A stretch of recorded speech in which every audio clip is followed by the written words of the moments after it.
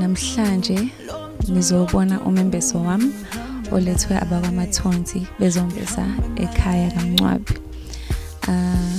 Kuzobe kuhlangene imindeni ewu2 abakaMncwabi nabakaNdlovu. Thina sizobe simbesa abakwaMathonsi.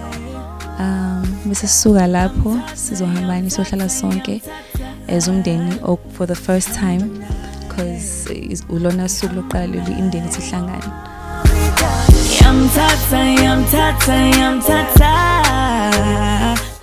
Sila Savannah Park, Kumpepo Road.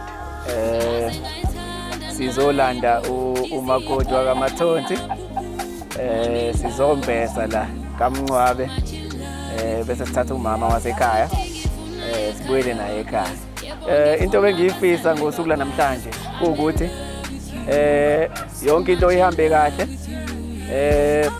Umama simbese nomndeni wakhe simkhombise indlela okufanele ukuthi ayiphathe ngayo nakufanele agqoke ngayo mayesekhaya simuphe nezilokotho ezinhle ukuthi ayiphathe kanjani masekaMathonsi.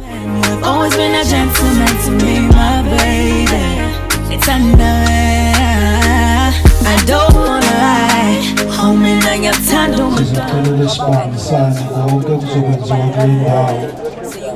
Inkosi nje icela inibusise nonke niphakathi kule ndawo. Sonke sijabule ngalo mcimbi lo sokuhlangana ngawo namhlanje. ngihamba naye. Lo mntu ngihamba naye. Ngizocela ke osisi basondele especially lo ophethe nje iphepha akwazi ukufunda bonke abantu nje esibalethele izipho. Yamthatha hamba naye. Mawuzongena ekhaya lakaMathonsi singasidedela isidwaba sikama wakho.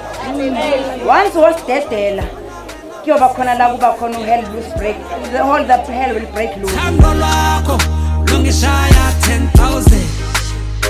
Awuthando lwakho. You leave your father and mother's house and be one with your wife. Konke okuhle emendweni. Ngiyathokoza inkosi. Umpela Nkosi wamphana zishama sinomphela nomphela Nkosi. Inkosi bengane sifana manje kuze kube njalo ngiyathokoza nina besizwe.